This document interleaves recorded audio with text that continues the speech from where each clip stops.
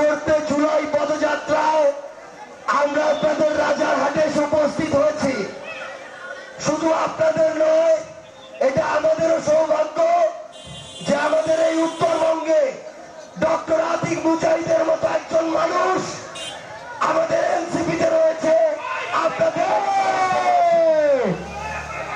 আজকে হয়েছেন 2024 ছাত্র জনতার অভ্যুত্থানের যারা সামনে থেকে নেতৃত্ব দিয়েছে, সেই নেতৃত্ব যাদের নেতৃত্বে বাংলাদেশের নতুন রাজনৈতিক দল এনসিপি গড়ে উঠেছে। আপনাদের এই রাজারহাটের আপনারা একজন সন্তান পেয়েছেন, ডক্টর আতিক মুজাহিদ। এই আতিক মুজাহিদ আপনাদের প্রতিনিধিত্ব করছেন। আপনারা জানেন দীর্ঘ 1.5 দশকেরও বেশি সময় আমাদের এই উত্তরাঞ্চলের এই রংপুর এই দিকটায় কুড়িগ্রামের আপনারা হচ্ছে অর্থনৈতিকভাবে বঞ্চিত। এখানে কর্মসংস্থানের সুযোগ নেই যথাযথ। আতিক মুজাহিদ ভাই আপনাদের পক্ষ হয়ে সবসময় অন্যায়ের পক্ষে, অন্যায়ের বিরুদ্ধে, ন্যায়ের পক্ষে আপোষহীনভাবে লড়ে যাচ্ছেন। আমরা আতিক মুজাহিদ ভাইকে আপনাদের কাছে দিয়ে গেলাম। আপনারা আতিক মুজাহিদ ভাই আছেন, তার পক্ষে আছেন, আপনারা আতিক মুজাহিদ তার পক্ষে আছেন।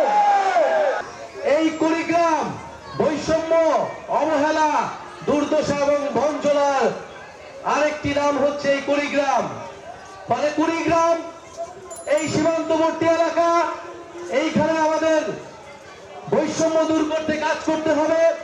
আমাদের শিক্ষা, স্বাস্থ্য, প্রযুক্তি এবং কৃষি খাতে আমাদের কাজ করতে হবে। সরকারের কাছে আমরা আহ্বান জানাই যে অবশ্যই কুড়িগ্রামের দিকে তারা দেখাবে এবং অর্থনৈতিক এবং আঞ্চলিক বৈষম্যের শিকার যাতে কুড়িগ্রামে না হয় সে বিষয়ে বিশেষ খেয়াল রাখতে হবে। প্রিয় শিক্ষার্থী ভাই বোনেরা, আমরা লড়াই করেছিলাম একটা নতুন বাংলাদেশের জন্য। ফ্যাসিবাদের সরকারি পতনের মধ্য দিয়ে আমরা আমাদের একটি ধাপ, বিজয়ের একটি ধাপ পূরণ করেছি মাত্র। আমাদের দ্বিতীয় ধাপ পূরণ করতে হলে বাংলাদেশকে নতুন ভাবে গঠন করতে হবে।